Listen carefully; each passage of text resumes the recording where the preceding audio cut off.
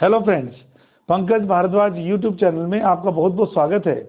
आज हम बात करेंगे ईथर्स के बारे में, ईथर्स के मेथड्स ऑफ प्रिपरेशन के बारे में, फिजिकल प्रॉपर्टीज के बारे में और केमिकल प्रॉपर्टीज के बारे में। सबसे पहले हम बात करते हैं ईथर्स के जनरल मेथड्स ऑफ प्रिपरेशन के बारे में। ईथर्स को बनाया जाता है एल्कोहल्स के डिहाइड्रेशन से। अगर मैं एल्कोहल से ईथर को बनाना चाहता हूं तो एल्कोहल का डिहाइड्रेशन करना पड़ता है।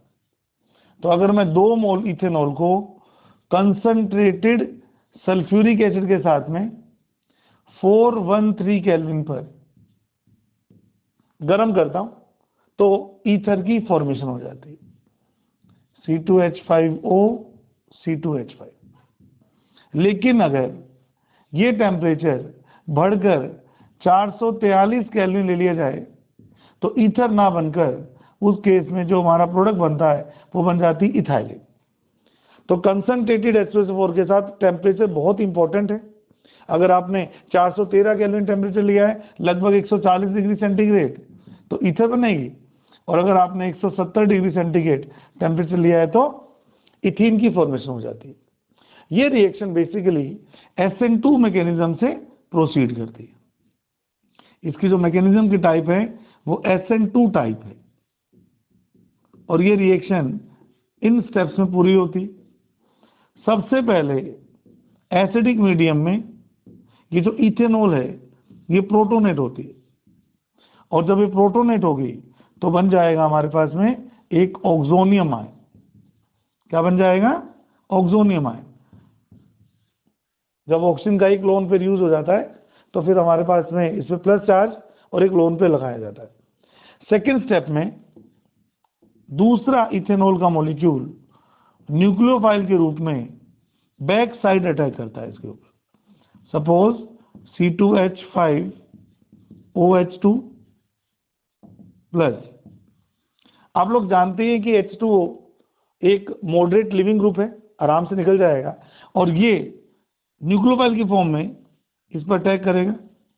तो जब ऑक्सीजन अपने इलेक्ट्रॉन लेके जाएगा, ये पॉजिटिव चार्ज होने वाला है और ये लोन पेयर वाला ऑक्सीजन इस पर बैक साइड अटैक करेगा SN2 मैकेनिज्म के थ्रू। ये इसका RDS या स्लो स्टेप होता है। तो जैसे ही ये बॉन्ड बनेगा, वाटर मॉलिक्यूल बाहर निकल जाएगा। तो आप देख पा रहे हैं C2H5OH और इसके साथ में कौन जुड़ गया? C2H5। अभी भी ऑक्सीजन लेफ्ट वाला पॉजिटिव चार्ज है, ये वाला बॉन्ड बनाने के बाद में। तो इस आयन में से अगले फास्ट स्टेप में जब प्रोटॉन रिमूव हो जाएगा, जब ये H अपने इलेक्ट्रॉन दे के जाएगा तो फाइनली हमारे पास में क्या बन जाएगी? डाई इथाइल ईथर बन जाएगी। तो ये SN2 मैकेनिज्म के थ्रू रिएक्शन होती है जिसमें इसका बैक साइड अटैक होता है, बैक साइड अटैक करता है। क्योंकि SN2 मैकेनिज्म में हमें लेस हिंडर्ड का एल्कोहल चाहिए होते हैं, तो इस रिएक्शन का ऑर्डर भी 1 डिग्री एल्कोहल सबसे बढ़िया देते हैं, 2 डिग्री एल्कोहल और 3 डिग्री एल्कोहल। मैं आपको बताना चाहूँगा ये SN1 के थ्रू रिएक्शन करते हैं और 1 डिग्री एल्कोहल SN2 के अकॉर्डिंग रिएक्शन करते हैं।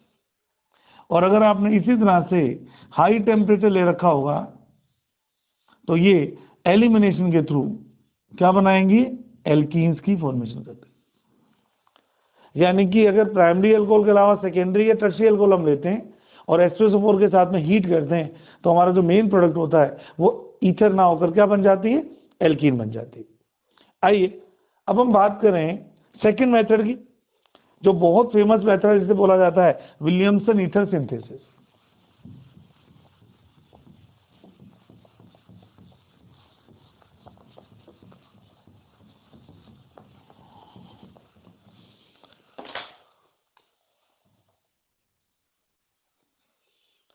सेकेंड मेथड की बात करते हैं, विलियमसन ईथर सिंथेसिस। ये भी ईथर बनाने का बहुत ही इंपॉर्टेंट मेथड है, विलियमसन ईथर सिंथेसिस। जब हम SN2 रिएक्शन पढ़ रहे थे एल्काइल हैलाइड्स की, वहां भी मैंने इसका जिक्र किया था। क्या होता है इसमें एक सोडियम एल्कोक्साइड या पोटेशियम एल्कोक्साइड की रिएक्शन एल्काइल हैलाइड से की जाती है। Na और X रिमूव हो जाते हैं और फाइनली हमारे पास में ROR डैश किसकी फॉर्मेशन हो जाती है, ईथर की फॉर्मेशन हो जाती है, NaX बाहर निकल जाता है। तो रिएक्शन तो बिल्कुल सिंपल है, इसे बोला जाता है Williamson ether synthesis. SN2 mechanism से पूरी होगी, जिसमें ये सबस्ट्रेट का काम कर रहा है और ये न्यूक्लियोफाइल का काम कर रहा है। आप लोग जानते हैं कि OR एल्कोक्साइड आयंस अच्छे न्यूक्लियोफाइल भी होते हैं और अच्छे बेस भी होते हैं। तो इस रिएक्शन में भी अगर हमें सब्स्टिट्यूशन का प्रोडक्ट चाहिए तो मैं आपको पहले बता रहा हूं कि 1 डिग्री एल्काइल हैलाइड बेस्ट होते हैं। इसके लिए भी 1 डिग्री एल्काइल बेस्ट होते हैं। अगर आप ऐसे ईथर बनाना चाहते हैं जिसमें कोई R या तो 3 डिग्री ग्रुप हो या एरोमेटिक रिंग कंटेनिंग ग्रुप हो, तो उन R को आपको एल्काइल हैलाइड के साथ नहीं लेना। वो R कौन सा होना चाहिए, वो एल्कोक्साइड का R होना चाहिए। जैसे एग्जांपल के तौर पर मान लीजिए आपको ऐसे ईथर बनानी है जिसमें एक R 3 डिग्री एल्काइल ग्रुप है, तो वो जो 3 degree alkyl group containing R है वो किसका पार्ट होना चाहिए, वो इसका पार्ट होना चाहिए, इसका पार्ट नहीं होना चाहिए। क्यों, अभी हम देखते हैं। मान लीजिए मेरे को 3 डिग्री ग्रुप चाहिए ईथर के अंदर, तो क्वाइट नेचुरल है मैं इसकी रिएक्शन करवा रहा हूं किसी ऐसे एल्कोक्साइड के साथ में जिसका कार्बन 3 डिग्री हो। इसकी रिएक्शन करवा रहा हूं सपोज मैं इथाइल क्लोराइड के साथ में। हम जानते ही partial negatively charge, partial positively charge, ये NaCl आपका बाहर निकल जाएगा। तो जैसे ही NaCl बाहर निकलेगा आपकी जो ईथर बनेगी उस ईथर में एक ग्रुप 3 डिग्री कार्बन कंटेनिंग होगा। होगा या नहीं होगा, ये आ गया। तो ऐसे तो हम बना सकते हैं, पर अगर कोई स्टूडेंट ये कहे कि सर ऐसा भी तो कर सकते हो कि ये वाला R ले लो 3 डिग्री, अगर मैं ये वाला कार्बन 3 डिग्री ले लूंगा, तो आप लोग समझिए जब हमने न्यूक्लियोफिलिक सब्स्टिट्यूशन रिएक्शंस पढ़ी थी, क्या हमने नहीं कहा था कि अगर 3 डिग्री एल्काइल हैलाइड लेते हो ऐसे सबस्ट्रेट और बेस यूज करते हो स्ट्रॉन्ग बेस, एल्कोक्साइड आयन कैसे बेस होते हैं, स्ट्रॉन्ग बेस, तो आपका जो मेन प्रोडक्ट होता है वो एलिमिनेशन प्रोडक्ट होगा, ना कि सब्स्टिट्यूशन प्रोडक्ट होगा। तो अगर मैं ऐसा करता भी हूं, जैसे इस बार क्या करता हूं, C2H5ONa ले लेता हूं, उल्टा ले लेता हूं। पहले C2H5 किसके साथ लिया था, हैलाइड के साथ में, अब मैं C2H5 किसके साथ ले रहा हूं, एल्कोक्साइड के साथ में। और पिछली बार 3 डिग्री वाला किससे लिया था, एल्कोक्साइड के साथ में। सपोज यही 3 डिग्री हैलाइड मैं लेता हूं एल्काइल हैलाइड के साथ में, तो आपकी रिएक्शन तो लगभग ऐसे ही होगी। ऐसा लगता है कि ये Cl निकलेगा और प्रोडक्ट बन जाएगा ईथर, लेकिन एक्चुअली ऐसा नहीं होगा, क्योंकि जो 3 डिग्री हैलाइड है, जो 3 डिग्री एल्काइल हैलाइड होते हैं, वो स्ट्रॉन्ग बेस की प्रेजेंस में सब्स्टिट्यूशन रिएक्शन शो नहीं करते। उस केस में वो क्या रिएक्शन शो करेंगे, उस केस में वो जो शो करेंगे रिएक्शन, उसे बोलेंगे हम एलिमिनेशन। तो रिएक्शन की जो मोड है वो ही चेंज हो जाती है आपकी। तो आप इस मिथाइल को ऐसे लिख सकते हैं CH2H। तो आप समझिए ये 3 डिग्री हैलाइड है और ये स्ट्रॉन्ग बेस है, क्या होगा, एलिमिनेशन होगा। तो ये वाला H और ये वाला Cl निकल जाएगा, तो आपका -NaCl और -C2H5OH, O ले जाएगा ये, Na ले जाएगा Cl, और अल्टीमेटली हमारा जो प्रोडक्ट बनेगा वो प्रोडक्ट बन जाएगा आइसोब्यूटाइलिन। क्या प्रोडक्ट बनेगा, आइसोब्यूटाइलिन। तो ईथर नहीं बन सकता इससे, आप याद रखिए। क्या प्रोडक्ट बनेगा, आइसोब्यूटाइलिन। तो इसकी एक लिमिटेशन है। क्या लिमिटेशन, आइए देखते हैं। लिमिटेशन ये है कि अगर आपको ईथर में 3 डिग्री एल्काइल ग्रुप चाहिए या आपको ईथर में कोई एरोमेटिक ग्रुप चाहिए O के साथ में, तो ये दोनों के दोनों ग्रुप आपको किस पोर्शन के साथ लेने पड़ेंगे, एल्कोक्साइड के साथ लेने पड़ेंगे। क्योंकि अगर आप एल्कोक्साइड की बजाय एल्काइल हैलाइड के साथ ले लेंगे तो SN2 रिएक्शन की पॉसिबिलिटी नहीं होगी। तो ये होता है विलियमसन ईथर सिंथेसिस। आप चाहें तो एरोमेटिक भी बना तो सकते हैं, लेकिन उस एरोमेटिक को बनाने के लिए भी, अगर मैं सेकेंड एग्जाम्पल की बात करूं इसी की, तो ये वाला पार्ट आपको एरोमेटिक रिंग वाला पार्ट किसके साथ लेना है, एल्कोक्साइड के साथ लेना है। और अब मैं आराम से इस रिएक्शन को प्रोसीड कर सकता हूं। अगर मैं इसकी रिएक्शन कराता हूं C2H5Cl के साथ में, तो ये दोनों आपस में कंबाइन होकर Na और Cl बाहर निकल जाएगा और एरोमेटिक रिंग आपकी ईथर का पार्ट बन सकती है। ऐसे इसको क्या बोलते हैं? इसे बोलते हैं फेनेटोल। एनिसोल, फेनेटोल, दो टाइप की एरोमेटिक ईथर्स होती हैं। जब O के साथ C2H5 लगा होता है तो उसे हम क्या बोलते हैं? फेनेटोल। तो इन दो रिएक्शन के थ्रू हम ईथर की फॉर्मेशन कर सकते हैं। थर्ड मेथड है फ्रॉम एल्काइल हैलाइड्स। अगर हम एल्काइल हैलाइड की रिएक्शन ड्राई Ag2O के साथ करते हैं, ड्राई होना चाहिए, ड्राई Ag2O के साथ करते हैं तो बन जाता है ROR, ईथर की फॉर्मेशन हो जाती है और 2AgX आपका रिमूव हो जाता है। अगर आप इस ड्राई की जगह मॉइस्ट ले लेते तो क्या होता है? याद कीजिए, मॉइस्ट Ag2O यानी कि Ag2O इन मॉइस्चर क्या बनाता है? AgOH। और उस केस में RX प्लस AgOH आपकी रिएक्शन तो होगी, लेकिन फाइनली क्या बनेंगे? एल्कोहल्स। तो अगर आपको ईथर बनानी है तो आपको कौन सा सिल्वर ऑक्साइड चाहिए? ड्राई सिल्वर ऑक्साइड आपको चाहिए। फोर्थ रिएक्शन की बात करते हैं डाइएजोमीथेन के साथ में। अगर मैं एल्कोहल की रिएक्शन डाइएजोमीथेन के साथ कराता हूं, जिसमें रिएक्शन इंटरमीडिएट बनती है कार्बिन, तो आप लोग सब जानते हो कि डाइएजोमीथेन जो है वो बहुत अच्छा इंसर्शन करने वाला रिएजेंट होता है, जो CH2 ग्रुप को सबस्ट्रेट के अंदर इंसर्ट करवा देता है।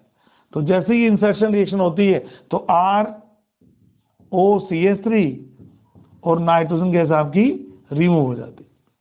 तो इस तरह से हम ईथर बना सकते हैं। Alkoxy mercuration, demercuration of alkenes. आप लोगों ने एल्कोहल चैप्टर में एक रिएक्शन पढ़ी है एल्कीन का हाइड्रेशन। उसके 3 पार्ट होते हैं, एक को बोलते हैं एसिडिक हाइड्रेशन, एक को बोलते हैं HBO मेथड और तीसरे को OMDM, ऑक्सी मर्क्यूरेशन डीमर्क्यूरेशन। उस रिएक्शन में अगर मैं HOH की जगह पर ROH यानी कि अल्कोहल यूज करता हूं तो इस रिएक्शन का नाम हो जाता है एल्कोक्सी मर्क्यूरेशन डीमर्क्यूरेशन। उस रिएक्शन का क्या था नाम?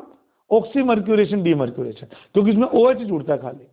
अगर OH की जगह OR जुड़ेगा तो ऐसी रिएक्शंस को हम एल्कोक्सी मर्क्यूरेशन डीमर्क्यूरेशन कहते हैं। आइए, अगर मेरे पास में कोई अनसिमेट्रिकल एल्कीन है और मैं इसकी रिएक्शन करना चाहता हूं,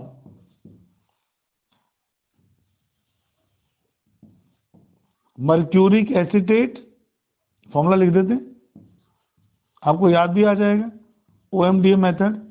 मर्क्यूरिक एसीटेट किस में लिया जाता है? THF में, वाटर में नहीं लेना, टेट्राहाइड्रोफ्लोराइड में लेना है। कॉमा डाल के इस बार हम लिखेंगे C2H5OH। पिछली बार यहाँ क्या लिखा था अल्कोहल के केस में? HOH। लेकिन हमें ईथर बनानी है तो क्या लेना है? इथेनॉल। और सेकंड स्टेप में वही सोडियम बोरोहाइड्राइड इन बेसिक मीडियम। तो इनकी आउटपुट क्या होती है? डबल बॉन्ड टूटता है और मार्कोनिको रूल के हिसाब से, आई रिपीट, मार्कोनिको रूल के अकॉर्डिंग आपने नेगेटिव पार्ट को उस कार्बन से जोड़ना है जिसपे H कम है और पॉजिटिव पार्ट को उस कार्बन के साथ जोड़ना है जिसके पास H ज्यादा है। तो इस तरह से आपकी ये ईथर फॉर्म हो जाती है। तो इस तरह से इन 5 मेथड्स के थ्रू हम ईथर की फॉर्मेशन कर सकते हैं। आइए बात करते हैं ईथर्स की फिजिकल प्रॉपर्टीज के बारे में। मेरे पीछे एक फ्लो चार्ट है जिसमें मैंने ईथर की फिजिकल प्रॉपर्टीज को एक्सप्लेन किया है। तो सबसे पहले हम बात करते हैं इसकी फिजिकल स्टेट के बारे में। डाईमिथाइल ईथर और डाईइथाइल ईथर ये गैस फेज में रहती हैं और इससे ज़्यादा जो कार्बन की ईथर होती हैं वो लिक्विड स्टेट में, और बहुत ज़्यादा जब कार्बन हो जाएंगे तो ये सॉलिड स्टेट में मिलती है। सेकंड पॉइंट की बात करते हैं जो कि बॉइलिंग पॉइंट का बड़ा इंटरेस्टिंग पॉइंट है। जनरली बॉइलिंग पॉइंट 2 बातों पर डिपेंड करता है, एक तो मोलिकुलर वेट पर और एक मोलिक्यूल्स के बीच की इंटरेक्शंस पर। अगर मैं लगभग सेम मोलिकुलर वेट वाले एल्केन को, ईथर को और एल्कोहल को कंपेयर करता हूं तो मैं देखता हूं कि क्योंकि इनके अंदर भी जो इंटर मोलिकुलर अट्रैक्शन फोर्सेस होते हैं वो बहुत ज़्यादा अच्छे नहीं होते, क्योंकि बहुत अच्छे पोल्स नहीं बनाते ईथर्स, तो ये काफ़ी क्लोज होते हैं एल्केन्स के। तो अगर मैं बात करूं पेंटेन की और अगर मैं बात करूं डाईइथाइल ईथर की, इन दोनों के मोलिकुलर वेट में ज़्यादा अंतर नहीं है, 72-74, लेकिन इनके बॉइलिंग पॉइंट में भी सिमिलैरिटी है। That is 309 kelvin and 307.6 kelvin. अगर मैं बात करता हूं अल्कोहल की, जिसका मोलिक्यूलर वेट तो ऑलमोस्ट उसके जैसा ही है, लेकिन इसका जो बॉइलिंग पॉइंट होता है, अगर मैं ब्यूटेनॉल के बॉइलिंग पॉइंट की बात करता हूं तो 390 केल्विन होता है। यानी कि एल्केन और ईथर के बॉइलिंग पॉइंट ऑलमोस्ट कंपेरेबल, लेकिन अल्कोहल क्योंकि आपस में क्या बनाते हैं, इंटर मोलिकुलर हाइड्रोजन बॉन्डिंग बनाते हैं, इस कारण से अल्कोहल के मॉलिक्यूल्स कुछ ज्यादा ही एसोसिएटेड फॉर्म में रहते हैं, और जब मॉलिक्यूल्स एसोसिएटेड फॉर्म में रहते हैं तो हाइड्रोजन बॉन्ड के कारण उनको ब्रेक करने में हमें ज्यादा एनर्जी लगानी पड़ती है, इसलिए उनके बॉइलिंग पॉइंट भी क्या होते हैं, ज्यादा। तो एल्केन और ईथर के बॉइलिंग पॉइंट्स कंपेरेबल हैं और अल्कोहल्स के बॉइलिंग पॉइंट ज्यादा हैं। फिर हम बात करते हैं इनकी सोलबिलिटी के बारे में। ईथर के स्टार्टिंग के 3 मेंबर्स वाटर में सोल्यूबल हो सकते हैं। क्यों? क्योंकि वाटर के साथ में एक वीक टाइप का हाइड्रोजन बॉन्ड फॉर्म करते हैं, लेकिन हायर ईथर्स पानी में बिल्कुल भी सोल्यूबल नहीं होते। अगर आप हायर ईथर्स को पानी में मिलाएंगे तो 2 लेयर्स बन जाएंगी, एक होगा ईथर की लेयर, एक होगी वाटर की लेयर। लेकिन फिर भी अगर मैं इनकी सोलबिलिटी कंपेयर करूं स्टार्टिंग के मेंबर्स की, तो उसमें और अल्कोहल में ज़्यादा डिफरेंस नहीं होता। अगर मैं बात करूं सोलबिलिटी इथॉक्सी इथेन की, तो 100 ग्राम सोल्यूशन में 7.5 ग्राम इथॉक्सीथेन सोल्यूबल होती है, जबकि अगर मैं बात करूं 1 ब्यूटेनॉल की सोलबिलिटी की, तो 100 ml वाटर में 9 ग्राम अल्कोहल सोल्यूबल होते हैं। लास्ट में बात करते हैं इसकी स्ट्रक्चर के बारे में। आप लोग जानते हैं कि ईथर का जो ऑक्सीजन है वो sp3 हाइब्रिडाइज्ड है, 2 बॉन्ड पेयर हैं, 2 लोन पेयर हैं। जब 2bp2lp कंडीशन होती है तो इसको हम एंगुलर या वी शेप कहते हैं। ज्योमेट्री कैसी है, वी शेप है। अगर मैं डाईइथाइल ईथर की बात करूं, इनका जो बॉन्ड एंगल होता है वो 110 डिग्री होता है और डाइपोल मोमेंट की वैल्यू 1.18 dy होती है।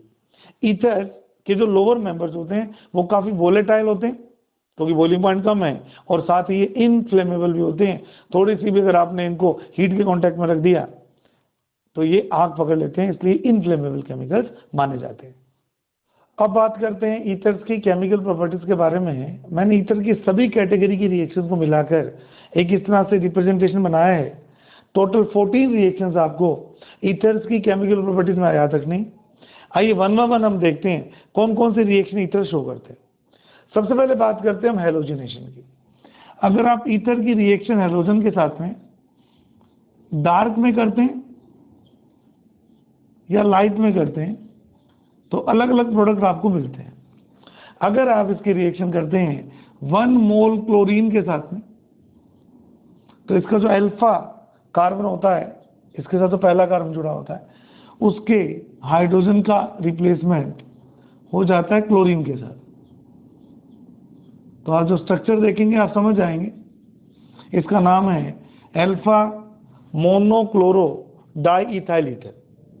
और यही रिएक्शन अगर आप 1 मोल की बजाय 2 मोल से करवाएंगे तो क्वाइट नेचुरल है। उस केस में आपके दोनों अल्फा हाइड्रोजन की रिप्लेसमेंट क्लोरीन से हो जाती है और प्रोडक्ट बनता है alpha alpha dash dichloro diethyl ether. कब? डार्क में। पर अगर आप यही रिएक्शन क्लोरीन की एक्सेस अमाउंट में लेकर सनलाइट में करवाते हैं तो इसके सारे के सारे हाइड्रोजन, याद रहे, सारे हाइड्रोजन एटम्स क्लोरीन से रिप्लेस हो जाते हैं। सारे के सारे हाइड्रोजन एटम्स क्लोरीन से रिप्लेस हो जाते हैं और प्रोडक्ट बनता है पर क्लोरो डाईइथाइल ईथर।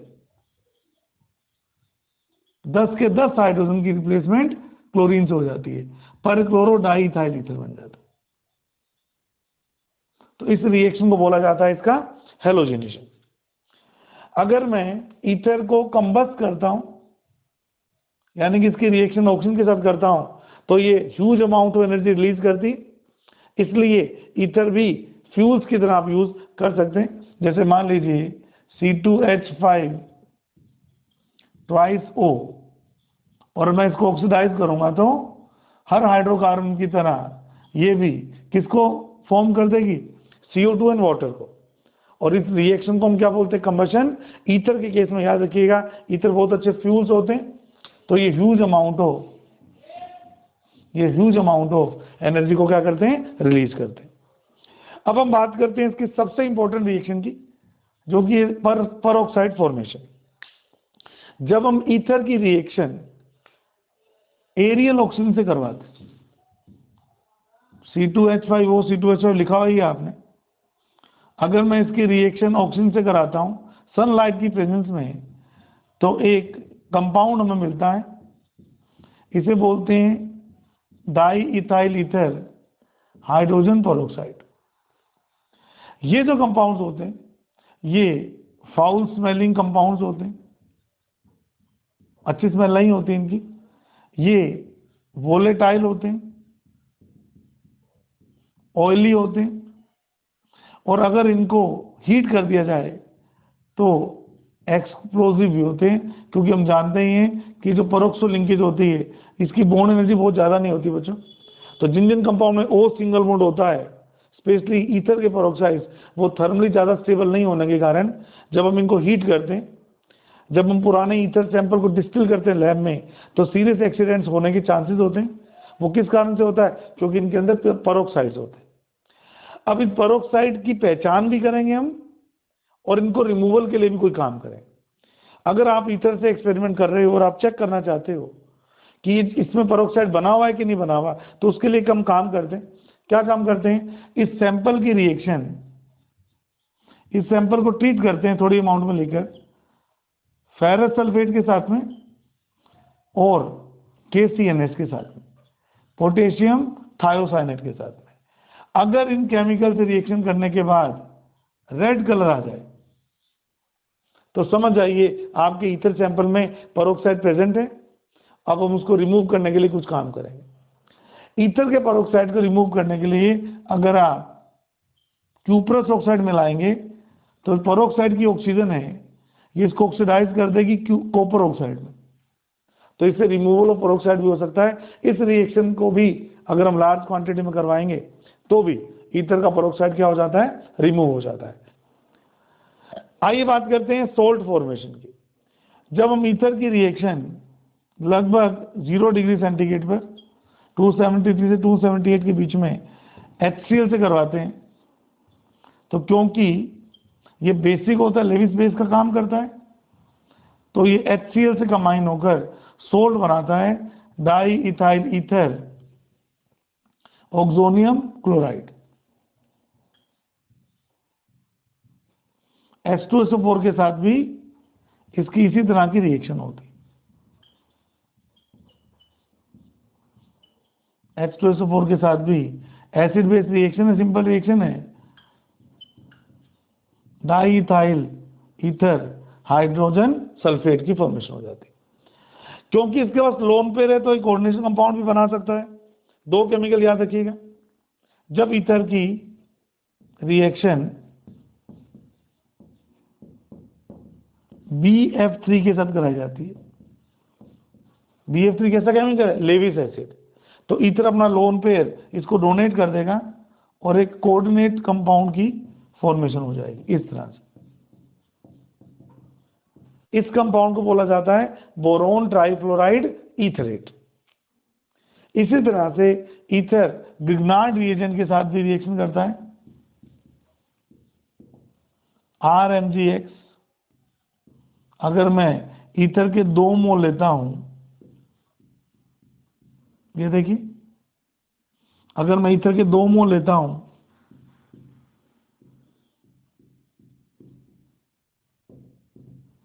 ये दोनों ही कोऑर्डिनेट बॉन्ड बनाएंगे Mg के साथ में और इस तरह से कोऑर्डिनेट कंपाउंड की फॉर्मेशन हो जाएगी। ऐसे कंपाउंड्स को बोला जाता है ग्रिग्नार्ड रिएजेंट ईथरेट। आइए बात करते हैं इसके हाइड्रोलाइसिस के बारे में। इसकी हाइड्रोलाइसिस रिएक्शन और इसकी HX से रिएक्शन बहुत ज़्यादा इंपॉर्टेंट है। इसको एक बार की मैं रब कर रहा हूँ, एक एक करके बात करते हैं। अगर ईथर का हाइड्रोलाइसिस जैसे C2H5O C2H5, इसका जब हम हाइड्रोलाइसिस करेंगे एसिडिक मीडियम में, तो ये तो सिमेट्रिकल ईथर है, एक के साथ आप OH जोड़ देंगे, एक के साथ आप H जोड़ देंगे, तो इस रिएक्शन में मेरे पास में 2 मोल इथेनॉल के मिल जाएंगे। लेकिन अगर आपके पास अनसिमेट्रिकल ईथर हो तो क्या करना है? तो आपने एसिडिक मीडियम में रिएक्शन करनी है। अगर आपका R 3 डिग्री अल्काइल ग्रुप हो या एलाइल हो या बेंजाइल हो या ऐसा आर हो जो एरोमेटिक कार्बोनियम आयन बनाता हो, वापस 3 डिग्री हो, एलाइल हो, बेंजाइल हो या एरोमेटिक कार्बोनियम आयन बनाता हो, उस केस में इस रिएक्शन की मैकेनिज्म क्या करनी है, SN1 करनी। और इसके अलावा कोई केस हो, जैसे मान लो आपका R, इनमें से कोई भी R 1 डिग्री या 2 डिग्री हो, तो उस केस में आपने इसकी मैकेनिज्म को किस तरह से डील करना है, SN2 मान के इसको आपने डील करना है।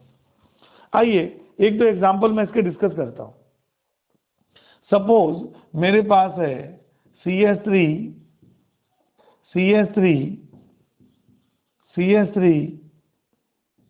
OCH3। अब क्योंकि एक एल्काइल ग्रुप 3 डिग्री है, तो जब भी आप इसकी हाइड्रोलाइसिस करेंगे एसिडिक मीडियम में, तो जो कि मैंने बोला ये बहुत स्टेबल कार्बोनियम आयन होता है, तो OH तो लगाना है आपने इसके साथ में और H लगाना है छोटे ग्रुप के साथ में।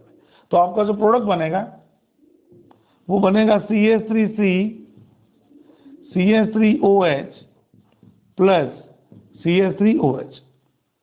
लेकिन अगर आप इन दोनों साइड में से किसी में भी 3 डिग्री ग्रुप नहीं लगा पाओ, जैसे आपने मान लीजिए रिएक्शन किया CH3CH OCH3 H2O, तो फिर इस रिएक्शन की मैकेनिज्म हो जाएगी SN2।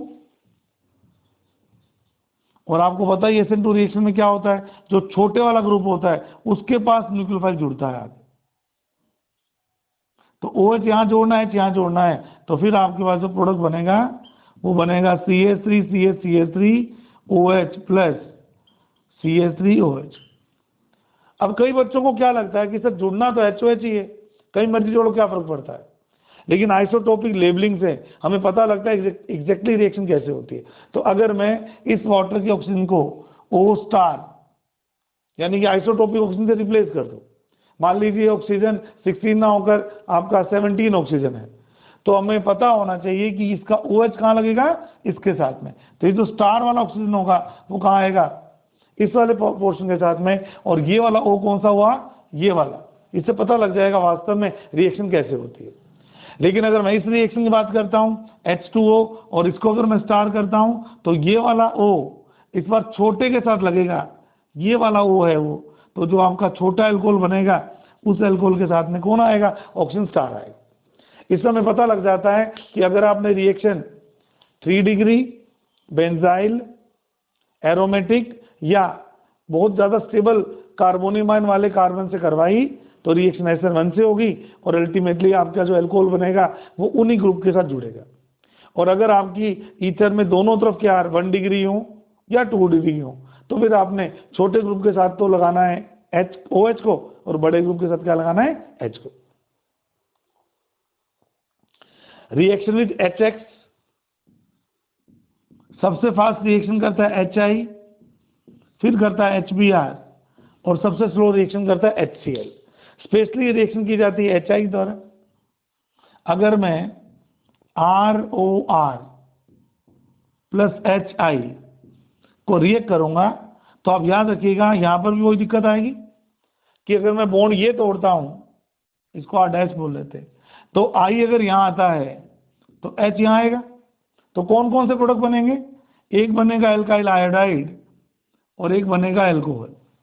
वो अलग बात है अगर आपने एक्सेस अमाउंट में लिया हुआ है HI को, तो ये HI फर्दर रिएक्शन करके एल्कोहल को भी RI में कन्वर्ट कर देता है, वो अलग बात है। अब यहां भी वही इश्यू आएगा अपने सामने कि आपने बॉन्ड को कहां से ब्रेक करना है, R और O को बीच का बॉन्ड ब्रेक करना है कि R डैश और O के बीच का बॉन्ड ब्रेक करना है। तो यहां भी सेम लॉजिक लगाना है। अगर कोई भी R 3 डिग्री हो, एलाइल हो, बेंजाइल हो या ऐसा R हो जो एरोमेटिक कार्बोनियम आयन बना सकता हो, तो रिएक्शन किससे करनी है, SN1 से। और इन जो स्टेबल कार्बोनियम आयन बनेंगे इनके साथ कौन जोड़ना है, I। पर अगर इनमें से ऐसा कुछ भी नहीं हो रहा, तो फिर आपने दूसरे ग्रुप के साथ में I जोड़ना है और रिमेनिंग के साथ में H जोड़ना है। तो जो एग्जाम्पल मैंने आपको हाइड्रोलाइसिस का दिया है, लगभग वैसा एग्जाम्पल ही आपको HI की केस में मिलेगा। यहाँ एक और इंपॉर्टेंट बात है जो बतानी जरूरी है। अगर आपकी ईथर में मिथाइल या इथाइल ग्रुप प्रेजेंट हो। ध्यान से सुनिएगा। तो इसकी रिएक्शन जब हम HI से करते हैं, इस रिएक्शन का नाम होता है जीजल मेथड। जीजल मेथड, ZEISEL, बिल्कुल वही स्पेलिंग है जो डीजल की होती है। जीजल मेथड कब? जब आपके ईथर में मिथाइल ईथर्स का यूज करूं या इथाइल ईथर्स का यूज करूं और HI के साथ रिएक्शन कराऊं, तो इस रिएक्शन को हम उस ईथर में प्रेजेंट मिथाइल या इथाइल ग्रुप के नंबर को निकालने में प्रेडिक्ट कर सकते हैं। इस मेथड को हम जीजल मेथड कहते हैं। इसके बाद की भी कुछ रिएक्शंस हैं, ये कंपैरेटिवली इजी हैं। अगर मैं इस केमिकल को लेता हूं, PCl5 से रिएक्शन करता हूं, तो बन जाता है C2H5Cl के 2 मोल और साथ में POCl3। अगर मैं एसिटिल क्लोराइड से करता हूं तो भी C2H5Cl बाहर निकल जाएगा, C2H5Cl बाहर निकल जाएगा और इस पोर्शन के साथ लग जाएगा ये और बन जाएगा एस्टर CH3COO C2H5। तो एस्टर की और एल्काइल क्लोराइड की फॉर्मेशन होती है। डिहाइड्रेशन, अगर मैं ईथर को एल्यूमिना के साथ में 300 डिग्री सेंटीग्रेड पे गर्म करता हूं, डाई इथाइल ईथर को, तो वाटर मॉलिक्यूल निकलने से इथाइलिन की फॉर्मेशन हो जाती है। कार्बन मोनोऑक्साइड के साथ रिएक्शन, बहुत इंपॉर्टेंट रिएक्शन है, इसमें CO ग्रुप का इंसर्शन हो जाता है बच्चों, इसमें CO ग्रुप का इंसर्शन हो जाता है। इंसर्शन आप समझ सकते हो, ये रहा C2H5, ये रहा OC2H5, इनके बीच में कौन घुस गया? CO। तो किसकी फॉर्मेशन हुई है? एस्टर की फॉर्मेशन हो जाती है।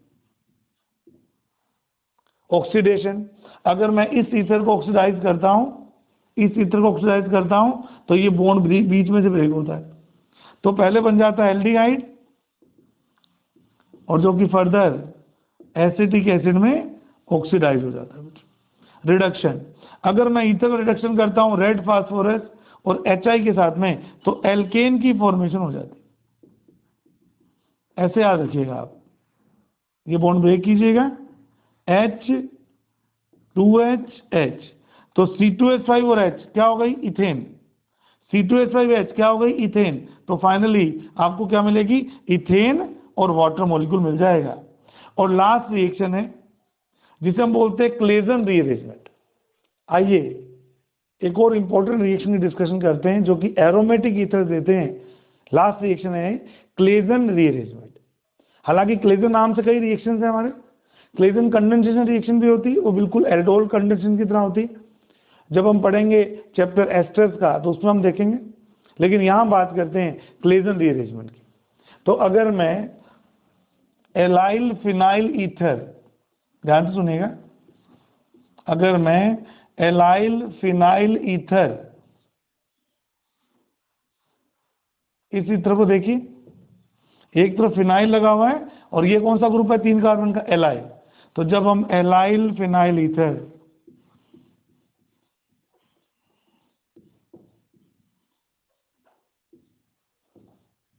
को 200 डिग्री सेंटीग्रेड पर हीट करते हैं, सोलवेंट लिया जाता है बेंजीन, और मान लीजिए ये कार्बन वो उससे डायरेक्टली बॉन्डेड है, तो इस रीअरेंजमेंट के बाद में हमारे पास में इस तरह का रीअरेंजमेंट का प्रोडक्ट बन जाता है, जिसमें ये वाला H या पैरा पोर्शन वाला H रिमूव करता है और ये मूवमेंट आपको करनी है उसमें। तो जो आपका प्रोडक्ट बनेगा इस तरह से आपका प्रोडक्ट बनेगा। ऑर्थो वाला प्रोडक्ट बनता है मेजर, एलाइल ग्रुप लग गया ऑर्थो पोजीशन पर फिनोल की, और अगर पैरा पे लगेगा तो इस ये प्रोडक्ट होता है माइनर।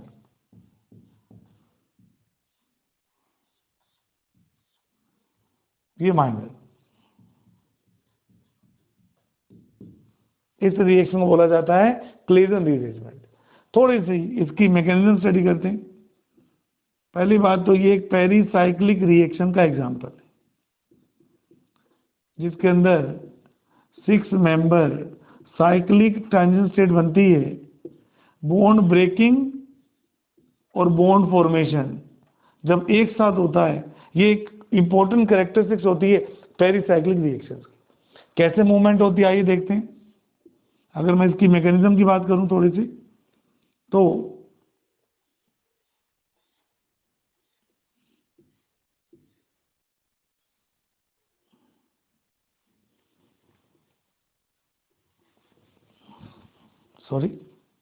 अगर मैं इसकी मैकेनिज्म की बात करूं तो ये आपकी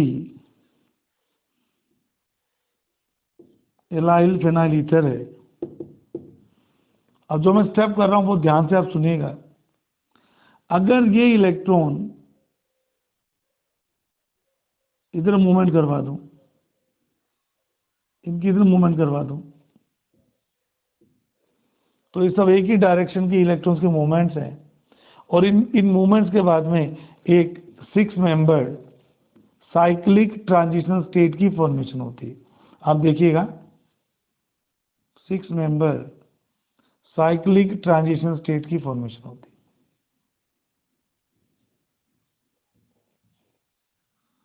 जो बॉन्ड टूटने वाले हैं उनको पार्शियल, जो बॉन्ड बनने वाले हैं उनको इस तरह से, जो इलेक्ट्रॉन यहां आने वाले हैं उनको इस तरह से,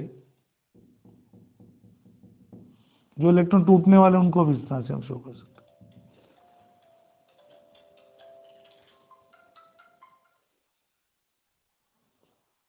तो एक 6 मेंबर्ड